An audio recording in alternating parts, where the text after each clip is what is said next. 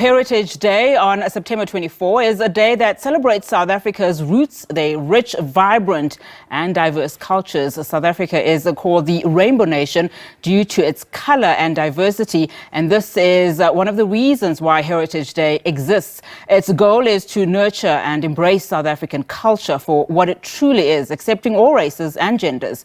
Now let's discuss the true meaning of Heritage Day. We're now joined by advocate Sipho Mantula, a Pan-Africanist, a human rights activist and researcher at the Thabo Mbeki African School of Public and International Affairs in UNISA.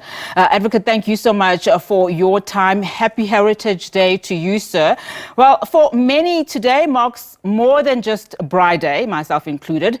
South Africans, have been called upon to be united in diversity. As diverse as our country is, how important is it that we start to understand and appreciate the varied cultures and customs that speak to our unique heritage?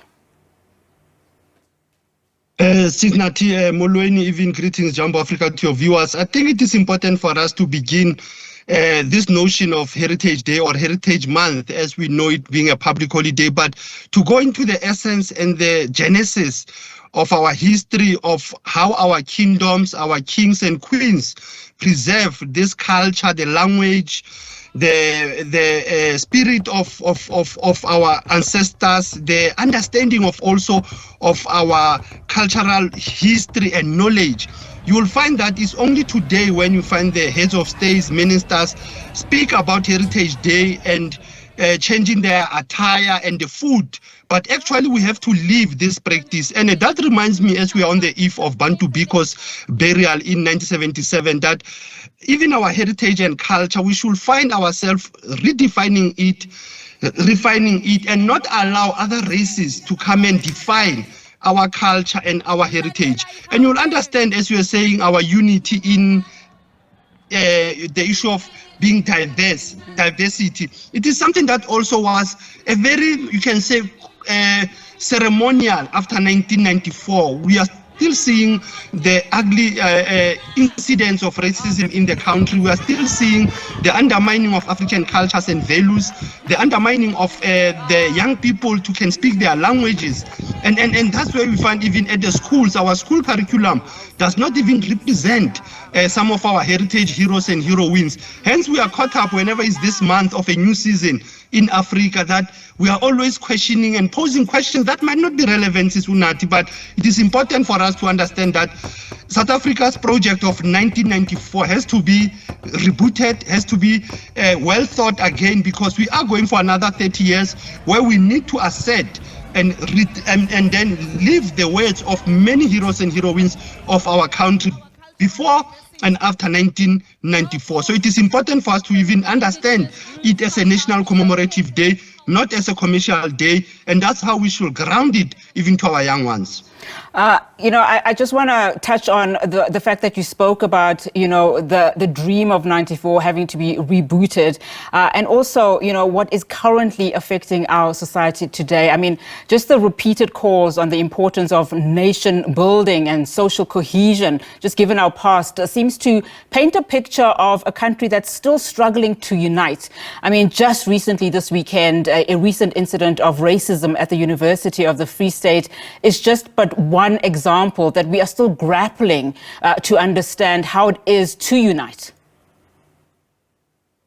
No, correctly, and as you are putting it correct. I mean, the issue of social cohesion, nation building. I actually work in that program with our Ministry of Arts and Culture, and it has been a very difficult journey and a path to say how do we bring arts, culture and sports can promote this social cohesion, which some of us, we knew it as international solidarity, family solidarity, that it has to begin from the family. And the issue of nation building, who even scattered the nation, who destroyed this nation? It is that question I'm saying of understanding the national questions that we had before 1994. So this project of 1994, it seems it was the politicians sold us a dummy. They've sold us a wrong vision of us understanding that cohesiveness, for us to be cohesive, for us to go to simanyane, it is important for our people to live with the pain and the past of apartheid, that we need to forever question it, but also redress. We need the issue of cultural reparation also in this country, that some of our sites, our heritage sites, some of our buildings of heritage are not being given enough recognition, and the young people are also not being given that education. So reconciliation is not without social justice, without equal rights and justice, will be meaningless. It is also important to understand that this project of nation building is also located in the Ministry of Justice, which has not done justice, but rather injustice to the survivors and the victims of apartheid in this country. So it is important for us to always question whether the TRC process, was it a fair process? Did it also have a cleansing ceremony? Did it also follow cultural rituals rather than what I call Christian values only that we saw of a chair and a bishop and a deputy who were just sanitizing it, but we didn't get what I will say, a Pan-African cultural cleansing that should have looked at what happened in 1994, but also looking back to the youth of 76, looking back to the struggle of 1960, looking back to the struggle of when we have lost the land in 1913. That's where we can have to begin. And I'll say, let us engage on this before the rain beat us. Absolutely. And I mean, I want to just also give our viewers context. We showed a UFS, pictures just recently. That's the University of the Free State. And the reason we did that is because as much as we want to celebrate Heritage Day, but there are still incidents of racism in this country. And so the University of the Free State is investigating a recent incident whereby a group of students, white students, called a black student a baboon, and that investigation is currently on the way. And so in as far as that is concerned, as you also rightfully say, Advocate, is that we can't be moving on to celebrate when there are still fundamentals within us as society where we don't understand what that word means for somebody else, and that in fact that word baboon can strip someone's culture, someone's heritage in its entirety. Why is it, do you think, it's very difficult to understand the term baboon or monkey, which has been loosely used in this country for several months and years?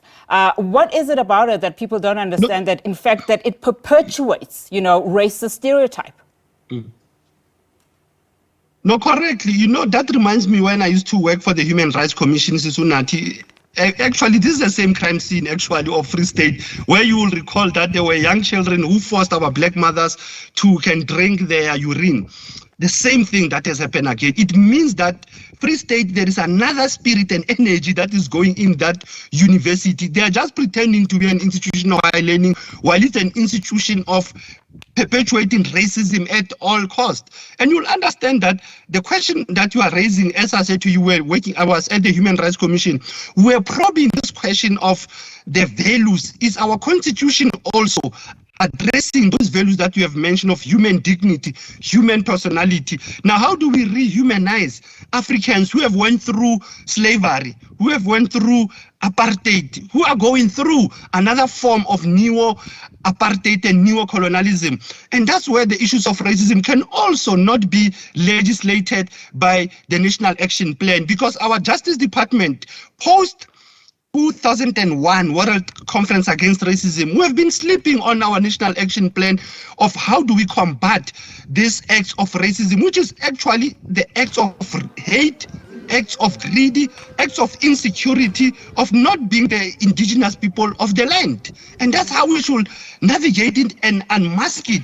And we can have equality courts, Sunati, where we'll say, but let's lodge these cases with the equality courts. Let's test the law. But like I said, the foundational basis of our constitution also is flawed. And I think that debate for us to question this constitution is not to undermine, it's not to be rude, but is to give it a rude awakening to say, but this constitution also was sold to us with a silver platter and with lies that will always reconcile. Like you look at these days, Sunati, you find us being the ones who also have to define ourselves dress in our ethnic tribal clothes, and we say we are Africans only today. And come tomorrow, we change. We are like chameleons of culture. We are like the parasites of culture. So it is important for us to go back and question even universities' curriculum and studies. Why are they not defeating those pockets and those signs of racism? And that's why I will say to you, they also use the text to justify racism, because racism also defines what Biko was talking about. Black people have to be taught to accept capitalism. The same way black people are taught to accept capitalism is the way black people have to accept that racism is an antithesis of socialism and social living of African people. When African people are living in one, it is another threat to the other race. And we have been longing to live together, but we always find these pockets. And hence I said to you, the heads of state, our ministries of arts and culture and justice, we have to do enough. I mean, we have to go all out and attack this racism from basic education to higher education, as well as in the workplace. Advocate Sipho Mantula, thank you so much for gracing us with your presence. Of course, this is a very complex subject that we are talking about today, our heritage. Thank you so much for your time.